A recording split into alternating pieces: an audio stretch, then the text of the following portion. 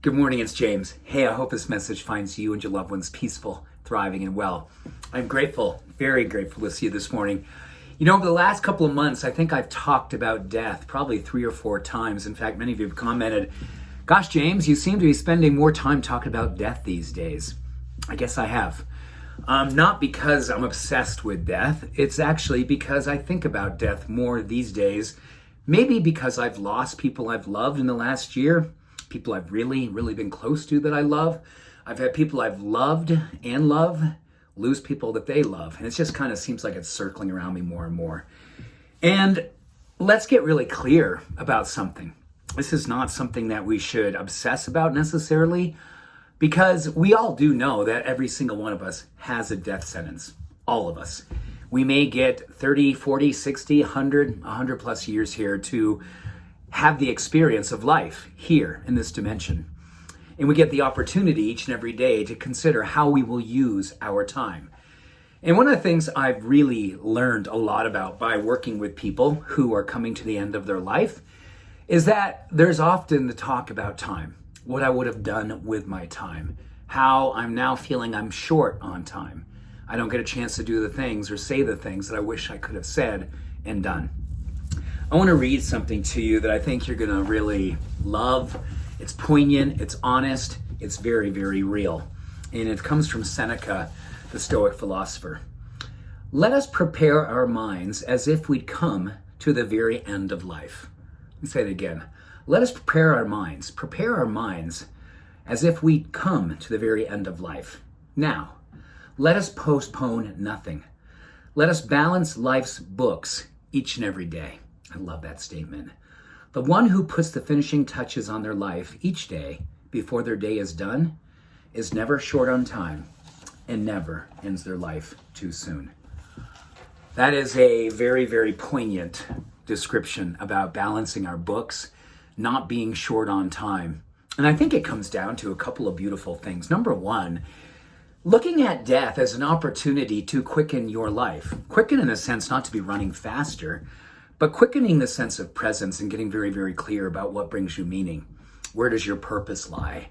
What wakes you up in the morning and makes you feel that sense of possibility?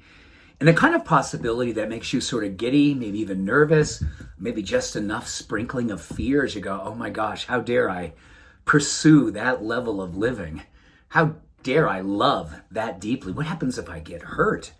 What happens if it doesn't work out? Well, that's the second point I would like to make today.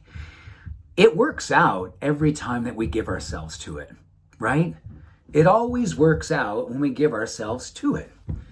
The distinction of being on purpose versus outcome is one of the greatest psychological, neurochemical, spiritual, and emotional practices that we can bring to our life. We know that there are many studies that have talked about having purpose in our life. And purpose is beautifully subjective. It's deeply personal, right? I mean, my gosh, what is purposeful for you may not be purposeful for me. But I do believe we share one purpose in common. This community loves to have a purpose bigger than ourselves.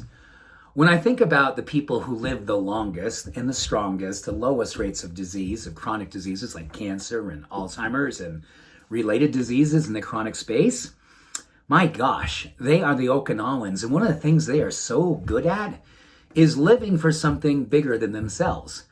The word ikigai comes up more and more in the research of longevity, disease reduction, people who make it to 100 years and beyond, feeling awesome, having their mind intact, their body strong, moving, having people around them that they love. Just for a moment, step back and think to yourself, what if? And this is totally a personal thing. I know some people are like, oh my gosh, I don't want to be here till 100. I personally do. I'm shooting for like $112, maybe 116. And I'm totally serious. I want that because I love being here. And there's a lot of purposes I have in my life. But that word ikigai has such a charge genetically for people. Its meaning is I have a reason to get up in the morning that's bigger than me. Ikigai means I have a reason to get up in the morning that's bigger than me. And when you think about your reason, that's your purpose. It's not an outcome where we're looking to go. It's a purpose for getting up and having a reason to go. That is such an important distinction. And when you look at all the beautiful science that's out there on longevity and gene expression, our genes love purpose. And they really, really love purpose when it's for reasons that are extending beyond just being here and saying, oh my gosh, I just love being here. Well, that's awesome. But who and what do you love being here for? Because that's double awesome. That's just, oh my gosh, that's beautiful. And that quote that I just read to you, there's one piece that really comes to life for me. The one who puts the finishing touches on their life every single day is never ever short of time.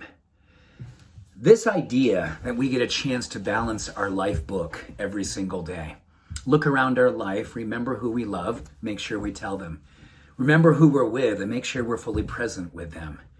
Remember our reason to get up in the morning and know that it must be bigger than us in order to fulfill us.